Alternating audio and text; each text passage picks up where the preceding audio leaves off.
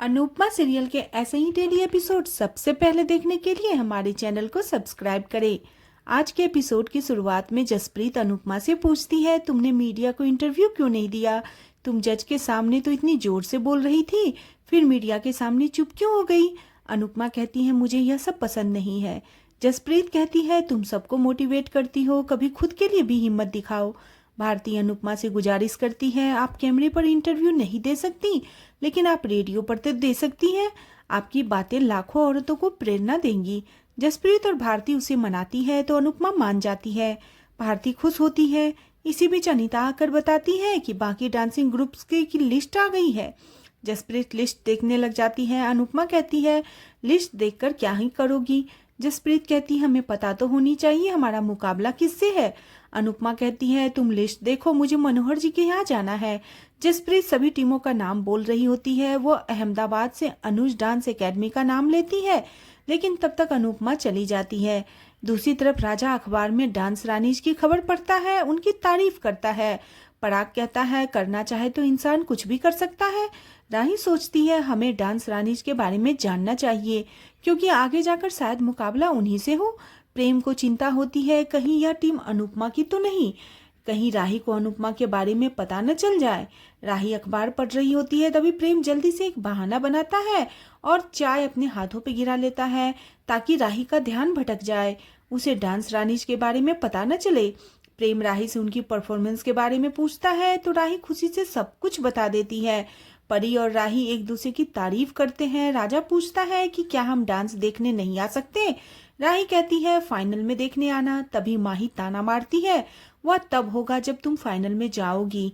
सभी हैरान होते हैं। राही और माही में बहस होती है तो ख्याति राही को टोकती है, पराग ख्याति को रोकता है।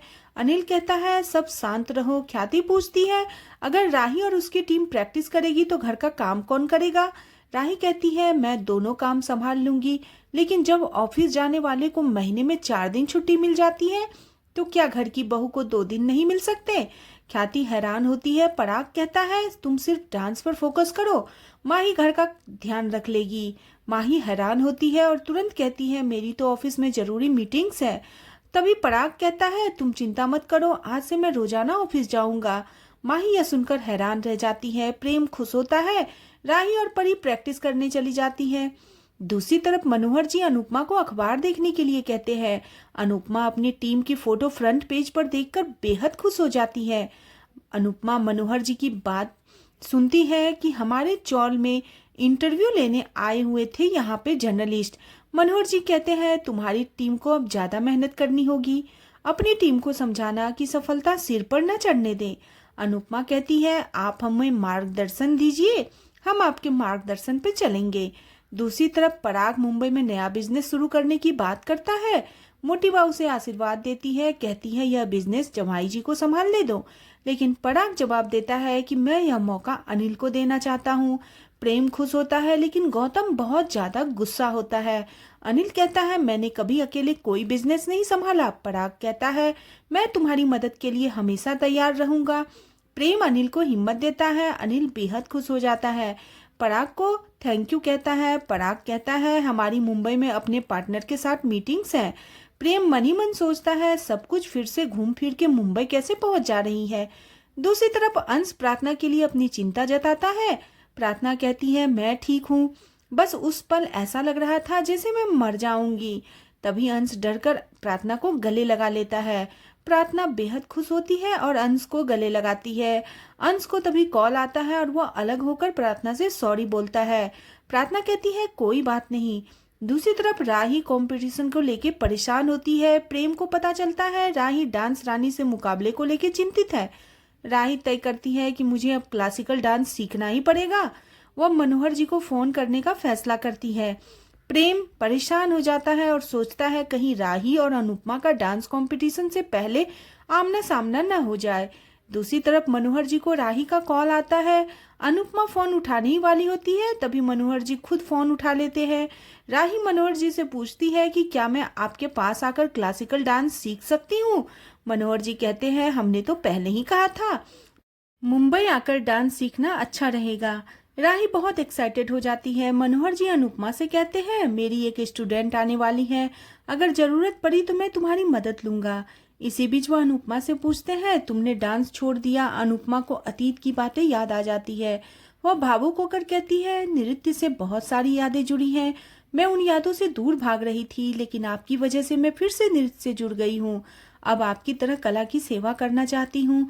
दूसरी तरफ राही कहती है, मैं मुंबई जाना नहीं चाहती थी, लेकिन यह कंपटीशन जीतने के लिए मुझे मुंबई भी जाना पड़ेगा।